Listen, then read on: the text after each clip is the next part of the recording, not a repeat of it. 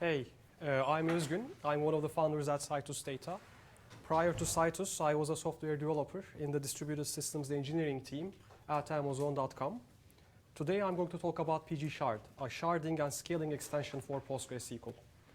I have about 35 slides and it's a fairly technical talk. So if you have any questions, please feel free to interrupt.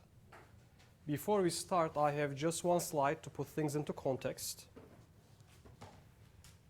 As a quick question, prior to this talk, how many of you have heard of CitusDB? And how many of you have heard of pgshard? Okay.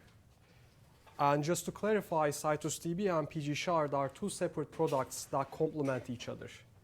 pgshard targets the real-time reads and writes use case, so the high throughput reads and writes use case. In other words, it targets the NoSQL use case. And CitusDB is more applicable when you have big data sets and you want to analyze that data in real time. So you can think of CitusDB as your massively parallel processing database. And both CitusDB and pgshard shard and replicate your data in exactly the same way. They share the same metadata, and that's why the two products are fully compatible with each other. And also CitusDB doesn't fork Postgres, but rather extends it through the planner and executor hooks. So that's the context slide about the two products. Now on to the talk outline. First, I'm going to talk by motivating pgshard. I'm going to first talk about the use cases where pgshard is applicable. Then I'll talk about the data. How does pgshard lay out the data in the cluster? How does the cluster dynamically scale out as you add new machines into it? And how is the data replicated? Next, I'm going to talk about the execution logic. That's the computation there. What happens when you send a query to the pgshard cluster? How do we route that query? What happens when there are failures during the routing of the query? And last, I'm going to present pgshard's product roadmap. And Marco is going to do a cool, live, awesome demo. And yeah. No expectations. Yeah. And this is the talk outline. Let's start with the motivation. Why pgshard? Where did it come from? We initially started out by saying Citus only supports batch data loads. So you take your data, you copy your data in. And now we had one customer who came in and said, I'd like to insert my data in real time. And we said CitusDB currently only supports batch loads. And they were like, isn't this PostgreSQL? Can't I just write my own library to do this? And so they went ahead and wrote their own library. We had a second customer who came in and asked the same thing. And by the third customer, we got the hint. We then took a step back and started talking to existing PostgreSQL users. You could say we did a survey of the use cases where pgshard was applicable and what people were doing when they started running into the limitations of a single PostgreSQL database. We saw two themes. One was doing sharding at the application level. So this is, you take your data and it's the application that manages the sharding and the replication. It is obviously a lot of effort for the end user. You need to understand distributed systems. You need to think through what happens when you have failures in those distributed systems. And the second theme that we saw was people took their data in PostgreSQL, denormalized it, dumped it, and then loaded it into a NoSQL database. And of course, when you do that, you're giving away a lot of the functionality that PostgreSQL provides. Then we started asking, if you had the ideal PostgreSQL scaling solution, what are your top 2-3 wishes?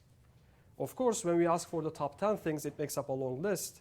We were curious, what are the most important things for the end users? And we had two answers. First, people said, I don't want to think about how to balance my cluster when I add new machines. And similarly, I don't want to think about failure handling in the cluster. That should just work. The second one was, we want things to be simple. I don't want to set up multiple components and configure them.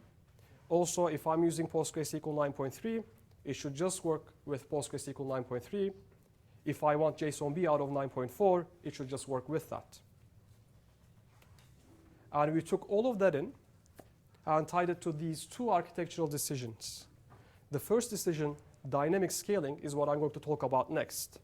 There, we use the concept of logical shards to make scaling out and failure handling easy. For the simplicity decision, we leveraged PostgreSQL's extension APIs. If you look at PostgreSQL's planner and executor, They are built to read in data from disk or memory. In other words, PostgreSQL's executor operates by pulling in the data. But if you're building a distributed database, you want to take that query, transform that query, and push your computations to the worker nodes. So your distributed query planner and executor need to be fundamentally different than those of PostgreSQL, and also fully cooperate with PostgreSQL's logic. And we'll cover this part right after the logical sharding part. Let's start by looking at scaling out a cluster. First, I'm going to talk about how partitioning has been done in the past. Let's say you have 3 nodes, and you partition your data set into these 3 nodes. A third of the data goes to node 1, a third of it goes to node 2, and so forth. And the partitioning dimension in here is time, but it could really be anything. And the partitioning method could really be anything. The idea is, let's say you have 12 terabytes of data, and now you're putting 4 terabytes of it in one of the nodes into a table there, and 4 terabytes go to another table on node 2. Any ideas how this could introduce problems when you want to scale out, when you add a new machine into the cluster? You could redistribute the data.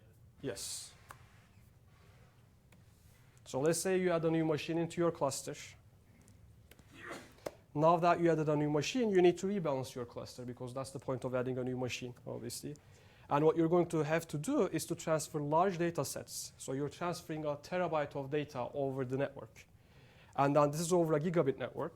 And the transfer itself is going to take hours. And not only that, you need to coordinate the transfer from node 1, node 2, and node 3, and make sure that they complete. And while you're transferring this data, because that's a lengthy operation, you may have failures in the transfer operation itself.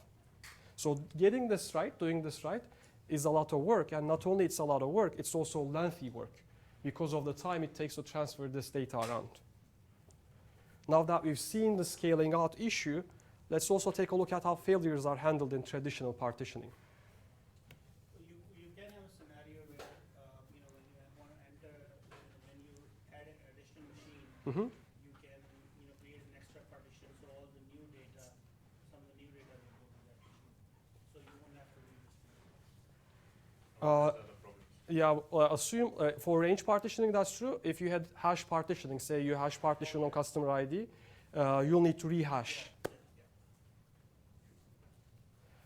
We now introduce replication into this picture. This is the replication part. And we're using exact replicas in this setup. So node 4 is an exact replica of node 1. Node 5 is an exact replica of node 2. Let's see what happens when we have a failure. So when you have a temporary failure in node 1, what will happen is node 4 will start taking on twice the load. In this case, your cluster's throughput and latency is bottlenecked on node 4. And in a cluster of 6 nodes, this isn't a big deal. But imagine the case where you had 100 machines in your cluster, and you had a failure. That 100 machine cluster is now bottlenecked on that failed machine's replica. So you don't get much out of having 100 machines in your cluster if a single machine will become the bottleneck. Also, if this node doesn't come back up, if it's a permanent failure, you need to re-replicate 4 terabytes of data from a node that might already be the bottleneck. Any ideas on how to resolve this issue? Yep. You want to do a more dynamic model of mirroring the data, right? Yes. Here comes logical sharding. I believe Hadoop Distributed File System, HDFS, was the first solution to introduce this at the system level. HDFS doesn't partition the data into nodes, it partitions them into much smaller shards. In this case, they are 512 megs each. That number could obviously be configured. And then in this diagram, we have the dynamic scaling out case. We introduce a new node, number 4, into the cluster. And then we want to dynamically scale out the data. And this is easy. Your shard rebalancer just needs to move shard number 4 from node 1, shard number 5 from node 2, and shard number 6 from node 3. And if you have a failure during the transfer step, that's OK, because these are small instances. You can just restart the operation from scratch. In other words, the rebalancing operations that we want to perform, they become much easier and much more flexible. The second benefit comes with the replication case. In this example, PG shard replicated your shards using a round-robin policy. And the idea is no two nodes are exact replicas of each other. Let's say we fail node number 1. Again, in this case, shard 1's load goes to node 2, shard 6's load goes to node 6, and so forth. So when you have a temporary failure, you're evenly distributing the load across the machines in the cluster. Each node will take on about 20% more load. And if this failure were a permanent one, again, re-replication becomes much easier because you're not re-replicating from a single machine, you're effectively re-replicating from the entire cluster. Like bits and pieces of the shards in there. And not so impressive when you only have 6 machines, but imagine you had 100 machines in your cluster. In that case, failures are much more common, and then these operations will become much easier. Quick checkpoint question. How many of you have known about these problems with traditional partitioning before? Okay, about half. Yeah. And that's how that cluster maps over to PG shard. This is the example cluster. It's an example PG shard cluster. In here, we have the worker nodes. These worker nodes are exact PostgreSQL databases. There is nothing special about these worker nodes. And then we have a metadata server up there. The metadata server is where you go, like it's again a PostgreSQL database. When you go and when you create extension PG shard, that guy becomes a metadata server. That's where you create your distributed table. That's where you send your queries, and then that's how the queries get farmed out. The metadata server can also be called the coordinator node or the master node. And that's like the guy that you talk to when you want to run queries. And the metadata server is the authority on this metadata. The metadata is tiny. It's typically on the order of megabytes. So you can easily copy it around or even reconstruct it. And the metadata changes only when one of 3 things happen. 1, you create a new table, and as a result, you create new shards. 2, you rebalance those shards in the cluster. The previous rebalancing example, either when you had a failure and you had to rebalance, or you had the new machines and you had to rebalance. And 3, when you fail writing to a particular shard, and when you need to update that shard's metadata to reflect that it's unhealthy. And the challenge is keeping this metadata consistent in the face of failures. To make this metadata example concrete, here's a PSQL command line on one of the metadata tables. Here on the left-hand side, we have identifiers for shards. And on the right-hand side, we have the hash token ranges that correspond to each shard. And as an example, a query comes into the system. Say for a table that's partitioned on customer ID, PG shard hashes the customer ID using PostgreSQL's hash functions and gets a hash value. It then looks up in this metadata to find the hash range that corresponds to that hash value, and then finds the shard or shards that correspond to the query. Again, let's say in this case, we hash the customer ID, and we got a value of minus 1.6 billion. You look up minus 1.6 billion in this table, going all the way down, it's here, and then that query is for shard 10,006. And we forward the request to that particular machine. That's the state on the master node. For the worker nodes, they are regular PostgreSQL instances. Again, nothing special about the worker nodes. And on the workers, 1 shard placement corresponds to 1 PostgreSQL table. If you log into a worker node, do a \d, you'll see multiple tables.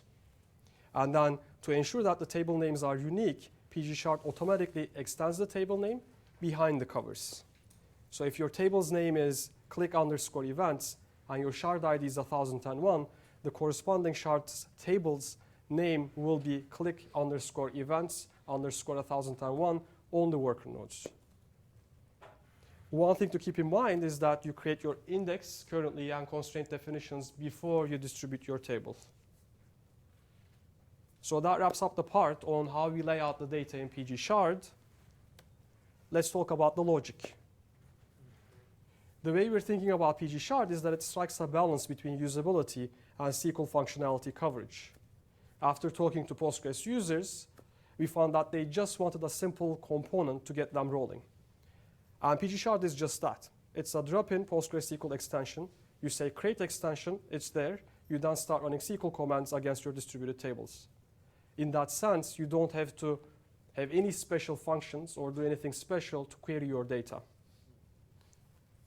A lot of the key value stores out there, as a comparison, already have the notion of distribution baked into their APIs. So you have a key and a value, and you hash the key and you forward the request, whereas SQL as a language doesn't have the concept of distribution built into it. And that's the balance we want to strike here. We want to support a subset of SQL without requiring any changes to your application. Here's a simple example that sets up PGShard and the distributed table. You go in, you say create extension, PGShard. You create table, customer reviews, very normal, regular, nothing special PostgreSQL table there. That table will soon become a shell table on the master node. And to do that, you invoke master create distributed table user-defined function, which designates this customer reviews table as a distributed table.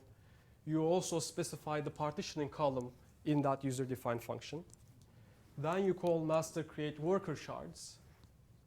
And what this guy does is the function connects to worker nodes, and then it replays the table schema on the worker nodes, the index definitions, the constraint definitions, and creates the shards and their replicas on the worker nodes. There are two final arguments to this function.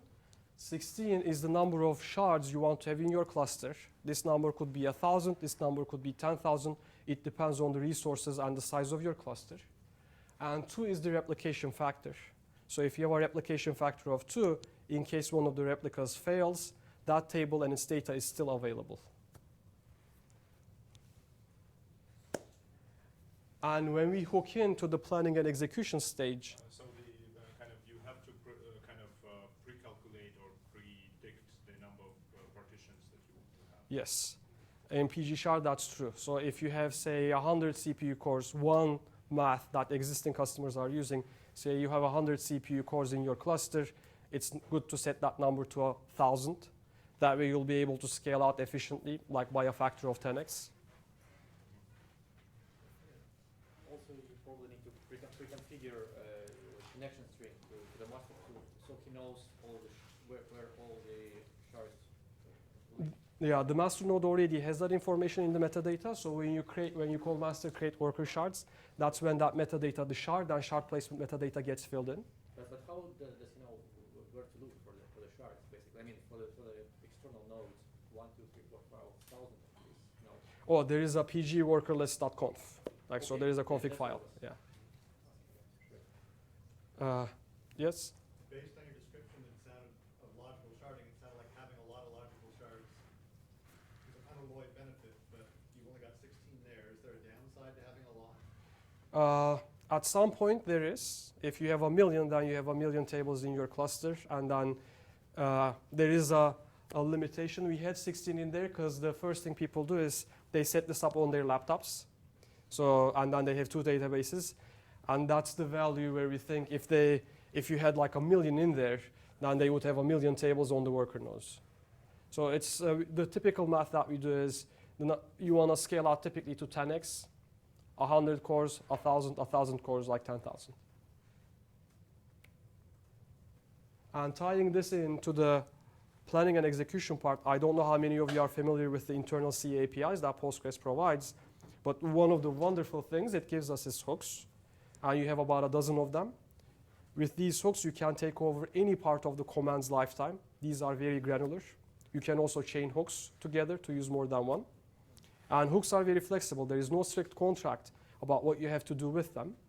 This also means you need to be very careful when overriding them because of the lack of the contracts.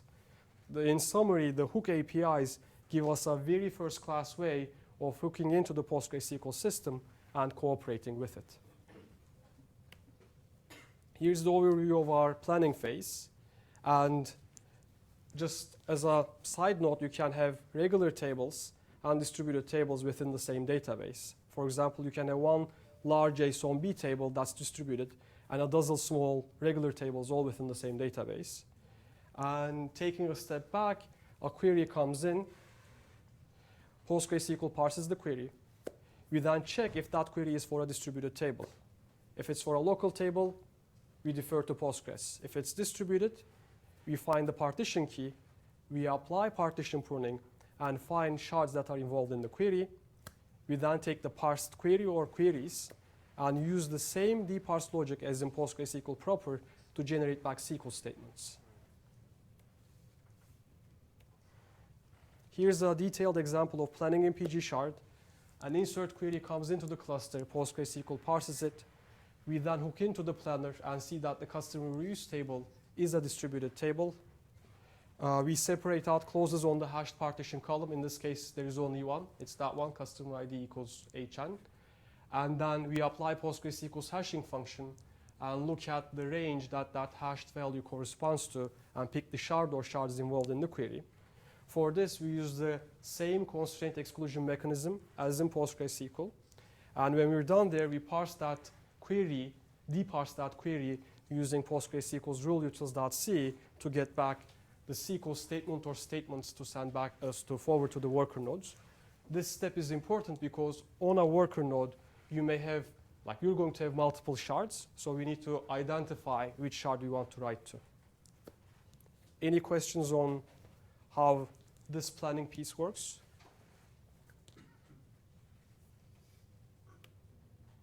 And then there is the part of the actual execution. You have to be a bit careful here because we have a distributed system. Parallel requests are going on. We do have full consistency on writes, which means if you write something, you're going to see it when you read it back. There is none of this potential to read from a stale shard and get back stale results as you do in some of the document stores. Replicas need to be visited in order for the constraints to work. And if any of the replica writes succeed during the modification, we consider the query as successful. If write to a replica has failed, we mark its metadata as the shard being inactive. Here's a visual representation of that. An insert query comes into the master node. We determine that shard 6 is the shard that we want to hit. And in this case, the replication factor is 2, so we need to touch 2 nodes.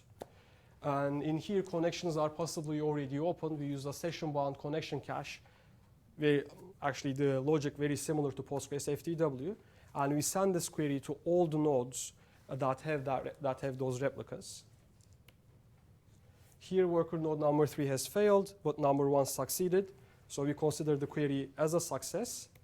And the master node needs to do a bit of bookkeeping for the failure. It marks shard number 6 on node number 3 actually on here, on the metadata as inactive. And then shard number 6 must then be repaired in order to restore the replication factor.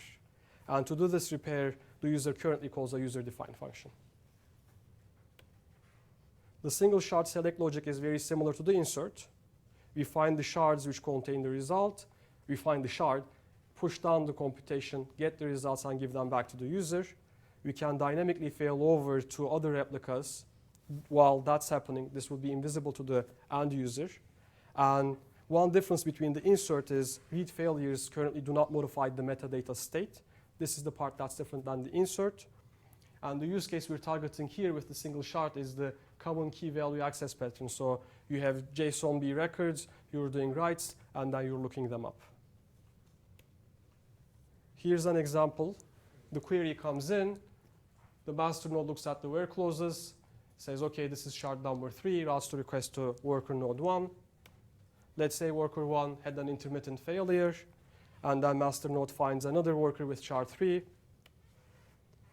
Still in the context of the same query, because the client doesn't know any better, it sends the query to there, gets the results, and gives them back to the client. And one difference between the insert case and this case is the shard state, the metadata on the master node, isn't marked because this is a read query. So this covers the single shard select use case. And then there is the multi-shard select. What PG shard does for the multi-shard is it pushes down the filters and projections, gets the remaining data to the master node, does the aggregations on the master node, and any operations transformations on the master node. The part about like fully distribution, taking a query and fully distributing it, that's CytusDB's bread and butter. That's like CytusDB will apply many transformations and will handle distributed joins.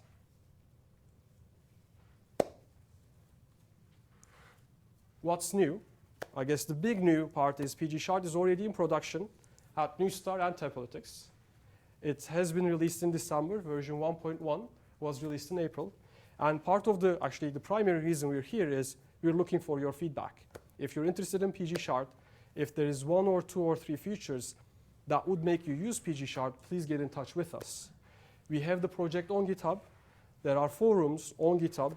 We have issues, or email us and tell us, hey, if PG Shard had range partitioning, if it was easier to do fully automated recovery, I would use it. Or I need more SQL coverage. Please communicate with us. In terms of the new parts, again, version 1.1 was released. It has the shard repair UDF, better integration, select project pushdowns, 4 to 5 times faster inserts. And one thing to keep in mind is when you're doing inserts, you want to do these inserts concurrently because each insert is issuing a network round trip. And then a good number of bug fixes, thanks to Josh isn't here. Maybe half of them were opened by Josh and the other half were opened by existing customers going into production. PG Shard 1.2 will be released in July. It has support for partitioning by composite types. This is in case you want to partition by 2 columns rather than 1. Like one example is you have the app ID and user ID, and you want to partition by 2 columns. People are currently looking at doing it using composite types, and 1.2 will have that feature. It has distributed copy, certain aggregate pushdowns to do the pushdowns better, and again, bug fixes. That's 1.2. What's next for 2.0? As it stands, PG Shard scales out disk I/O. And if your workload is CPU intensive, the single metadata server becomes bottlenecked on CPU between 20 to 40K inserts per second, depending obviously on your hardware. This is because the metadata server does the parsing and the routing. And PG Shard 2.0 will resolve that. It will go fully distributed and it will fully distribute the metadata. We have 4 proposals on the table and we discussed them during the unconference day, in the session in the unconference day. One of these designs involves bidirectionally replicating the metadata and the metadata updates to all the nodes. This approach works best when you're capturing immutable events. That is, you have a lot of inserts, but not many updates or deletes. And again, the tricky thing there is, how do you handle failures? Like when these happen, and how do these guys talk to each other and resolve those failures? The second design we discussed is superior in that it handles concurrent updates and deletes well, but it requires more work. In this design, we have multiple replication groups, and each query gets served by that replication group's primary. Of course, for this second approach to be simple for the end user, the primary and secondary failure logic needs to be robust and automated. And we'll talk more about the pros and cons of these designs in our technical blog in upcoming weeks. To summarize, PG Shard is a simple sharding extension for PostgreSQL. It uses many small logical shards to make moving around the data faster and easier. You can dynamically scale out by adding new machines or handle node failures thanks to these many small logical shards. It's standard SQL, no special functions, and it's a standard PostgreSQL extension. You say create extension, create table, distribute table, and you get rolling. And it goes great with JSONB. We think JSONB with PG Shard make PostgreSQL the most interesting, if not the best NoSQL database. Thank you.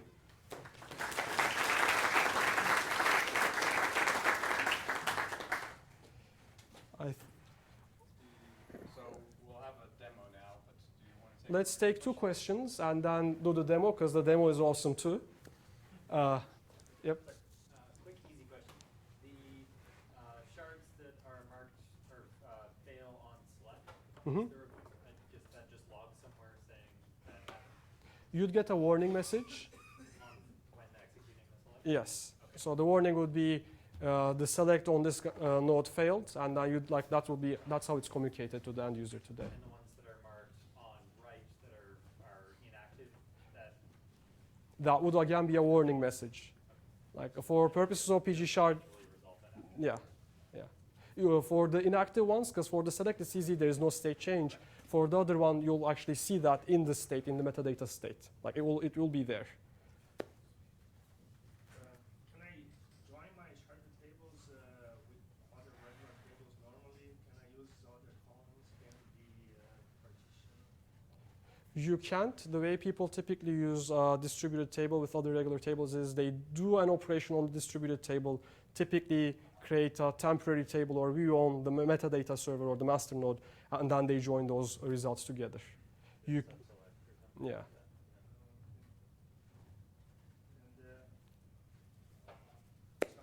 Yeah. If that's something you'd like, again, like if there is a particular use case that you're interested in, please feel free to join the discussion on GitHub. Last question, and then we can do the questions after Marco's demo. Is it any possibility for the like recursion for the, like sharding for the masters? I mean, or it's coming on in version 2. So to put the sharding on a metadata tables. I guess it's possible. The metadata server, it's like the metadata itself is tiny, so we haven't really thought of it in that sense. For the case of millions. If it gets to millions, and not PG shard, but we have users again who are using CytusDB with about 1 million shards, and then they're doing fine.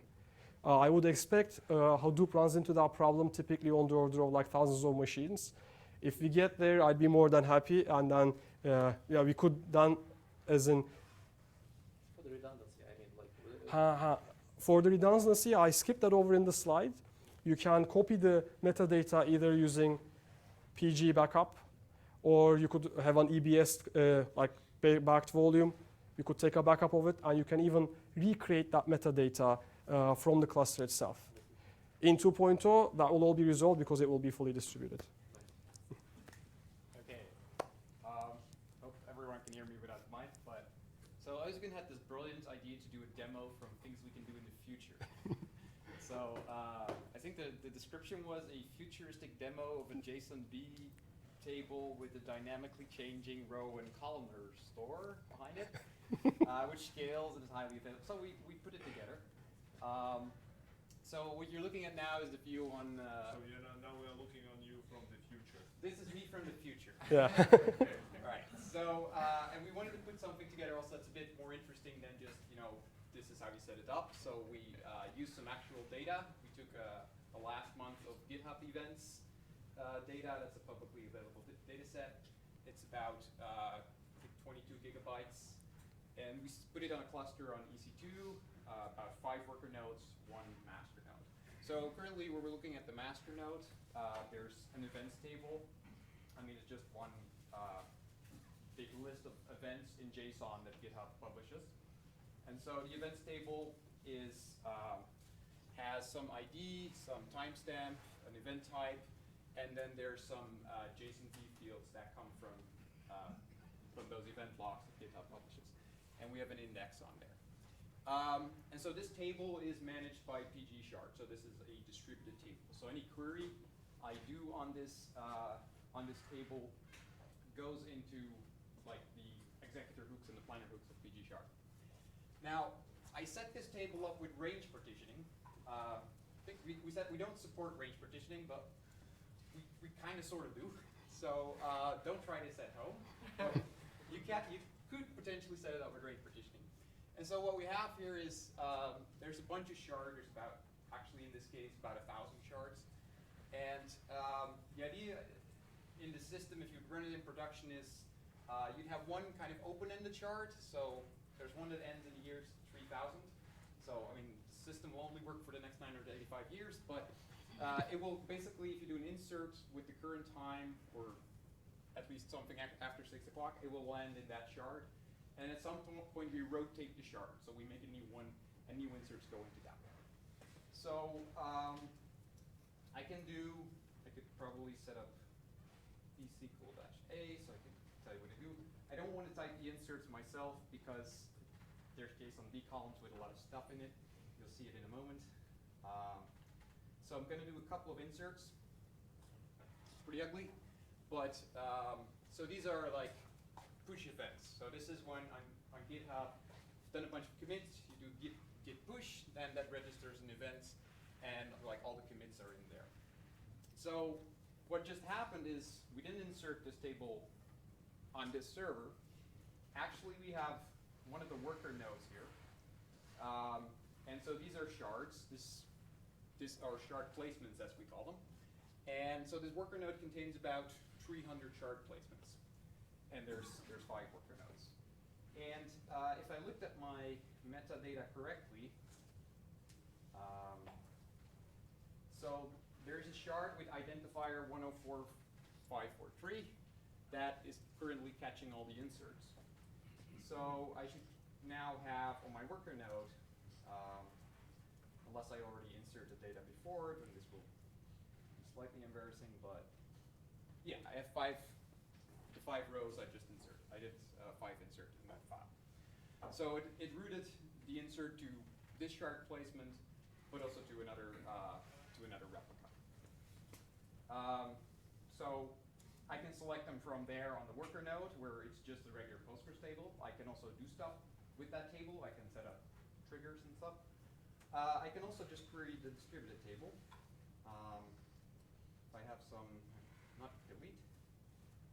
So this would be get those 5 events from one of the replicas in a kind of transparent way. Because now I'm querying the events table, which is sharded across 5 nodes, but I'm getting it as if it's getting the result as if it was a regular table. Bit of a messy result due to JSONB. I have some nicer queries.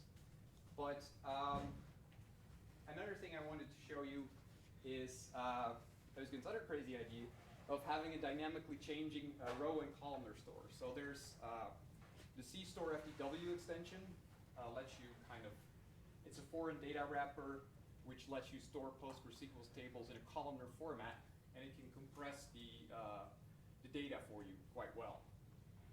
So I have a script, or I wrote a script that actually goes through all the shards and then runs a kind of compression script. So it basically creates a foreign table, which is going to be a CStore table, inserts the existing data into it, and then replaces the old table with the compressed table. So I can actually do this more or less in parallel. So my script takes a date. So let's say I wanted to compress all the data for the month of May. Now before I do that, I want to quickly check how big is that right now. So it's a bit of an ugly query because we're going to have both foreign tables and regular tables. So this sums the foreign tables and the regular tables, but there's 8.9, or let's say 9 gigabytes of data at the moment. And all the tables are regular tables. So if I run the compressed table script, I'm going to connect to all the workers kind of in parallel and run the compression function. So that's going to happen now. What's cool is this is also the master. I can still run queries. This is an interesting queries. I can still run queries while I'm doing compression because the compression is sort of transactional. I take a table and then just replace it on the fly. But I lose anything I set up on that table. I lose triggers and stuff. So that might be a problem. So this is actually a query that gets basically commit messages from PG shard, add support for pushing down aggregates. So you can see that's all ongoing. I mean, this is all the GitHub data that there is. It's about 17 million events actually. So if I do a count star from events, I should get about 17 million. Now, so my compression job probably finished by now, and I mean it ran in parallel, so it's pretty fast. If I now look at the size of my table, it went down from 9 gigabytes to about 7.4. So I mean, didn't compress all the data, compressed about half. Potentially, I could get like 50% reduction in storage size. So for archival purposes, it works quite well. But also, like for all the data, probably rather than doing like quick lookups, which PG shard is rather good at, I might want to run more analytical workloads on it. And then actually compressing the data can even provide some query performance benefits. Maybe another thing I just wanted to try, because I also had a... Could you do a \d in this login? Yeah, sure. That's one thing I didn't show yet. So now a bunch of the tables are actually foreign tables. So we have a mixed columnar row-based storage where the old data is columnar and compressed, and the new data is kind of row-based for fast access. So another thing I wanted to try, because I also promised a demo soon where I actually kill a server during the query. Well, let me do it the simple way now and just kill the server. So this would be stop, zoom in the worker node. So what happens if you do something like this in PG Shard or CitusDB is you get some nasty error messages, but it will still get the result, right? Because it'll try to connect to the worker that's no longer live. But I mean, your application can ignore those, and you still get the result because it will just fail over to a replica. So if one of the worker nodes fails, it still answers queries. And Yeah, I'm impressed this worked actually, yeah. It answers correctly. So yes, Yes. yeah, it gives. No, we just randomly pick a number, yeah. Yeah. There were quite a few shards. Did I do a count here? Yeah. I got the same number before it turned up. So. Yeah. What happens if a set of shards fails that isn't replicated anywhere? You will get an error message. Yeah, then Fails instead of returning you a less number. You'll get an error message.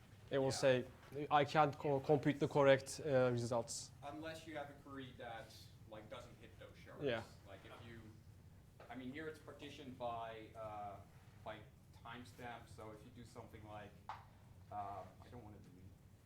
You can everything before June and selected after June, you'd be okay. Yeah. Yeah. Yeah. Basically. What will happen if I will change table structure, like add new column or maybe rename something? There are a few cases like you cannot sort of nicely do it in a transactional way. So what you would currently have to do is probably write a script that alters all the shards first and then alters the master table. It depends a bit, like, I mean, there's certain things that you probably cannot do in that way. I mean, you can add a column easily. Probably if you remove a column, you can do it in the master first and then in the workers. But probably if you have non-null columns, you might get into some limitations. But you can sort of work around the lack of the table. We can provide you with that script, and then I guess if it's important to you, it can be scheduled, prioritized for version 2.0. Yep. So PG Shard, JSONB, dynamically changing columnar and row store, and failure, all at the same time.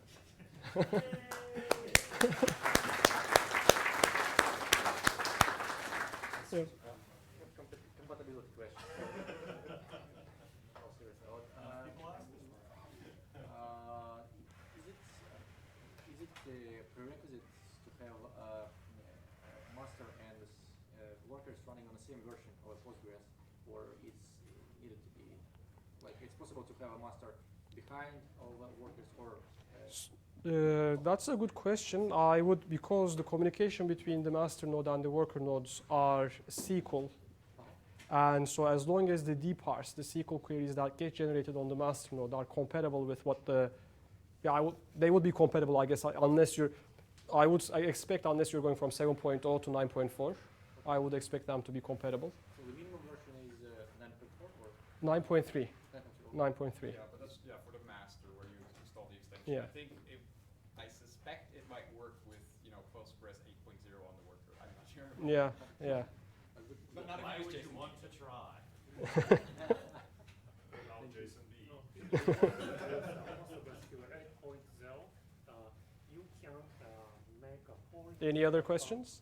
Oh, sorry. I like to comment. If you want a PostgreSQL 8.0, you can make a polling table using PostgreSQL LTW from 9.6. Yep. So just to clarify, you don't currently support like sort of the idea of a domain table that would be duplicated on each of the shards? PG Shard doesn't. Yeah. CitusDB does, PG Shard doesn't.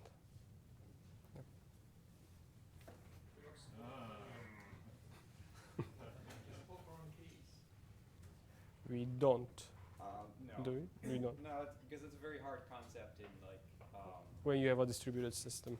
Yeah, because we don't know in one shard what's in another shard. So it's if you want to enforce the foreign key, like you have to do a lot more network round trips at the very and so it becomes you start addressing a different use case, basically. This is more the real-time insert use case where you want things to go reasonably fast. And the happy case is easy to handle. The question is what happens when you have failures in your cluster. Like, and how do you ensure consistency while also being available? Is replication supported, again, unidirectional, single directional, or bidirectional for a master node, or? It's not supported. One of the ideas for making it fully distributed is to have bidirectionally replicate the metadata. That's one of the design proposals. Could you explain the second design proposal? Because I didn't quite get that one. The second one is, it's basically using, say, PostgreSQL streaming replication and sharding into replication groups. So you could have, which makes the whole update delete because you're hitting if there is a, and the idea is we take out the health information out of the metadata, and then the only thing that remains is the shard and shard placements, which is very easy to replicate. But let's say you have the metadata here, and it could really be cached anywhere. And you have a primary, secondary setup.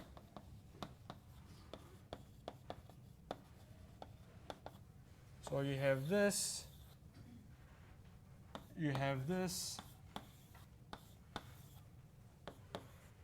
and then your shards are here. So you're sharding into replication groups, and the queries can hit either here, here, there. So the replication group would manage the shards, the health of the shards that it has. And then you have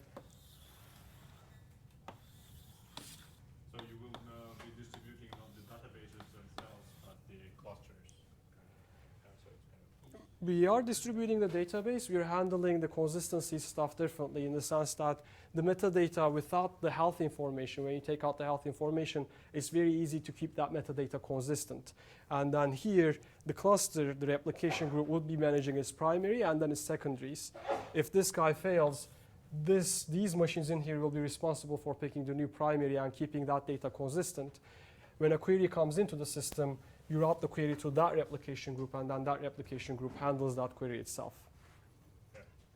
Or there is a third alternative, which is on this extension would just work on Amazon RDS if Amazon supports the PG Shard extension. So if that's something you'd like to see, please talk to Grant. Like, it would just work, just because RDS already takes care of the high availability of the picture, and when you have the high availability part, this is really easy to resolve. And it would just work on RDS. So you will be more or less configuring it with the replication factor 1? Yes. Because currently we have the problem that we do, like, one insert becomes two inserts, but if one of them fails, we have one shard that's out of sync, basically, no longer consistent. So we mark it as unhealthy. But if we have multiple masters, then they wouldn't immediately get that information. So they might still be sending inserts and selecting. So then like we get a less consistent database. So to keep that, we can do this approach. Are you handling distributed transactions? No, we're not. You can handle, in this story, you can do distributed transactions that touch the same shard, that are like within that machine. And then the distributed transactions that span across machines, that's a use case we're not intending to handle. Like the financial transaction use case, you start a transaction, you debit money from my account, you credit it to your account, you commit the transaction, and our accounts live on different machines. We're not handling it in PG Shard currently. Does the worker node require something special enhancement on PostgreSQL? Could you repeat the question? Does worker node require something special enhancement on PostgreSQL? No, there is nothing special on the worker nodes are regular PostgreSQL tables. The only thing, and you may want to do that, is if you want to do the shard repair function, you can create extension PG Shard, and that will load the shard repair function. If you don't need the shard repair function, you can just use PostgreSQL databases, and they will become regular worker nodes. I think we're out of time. Yeah, thank you for joining.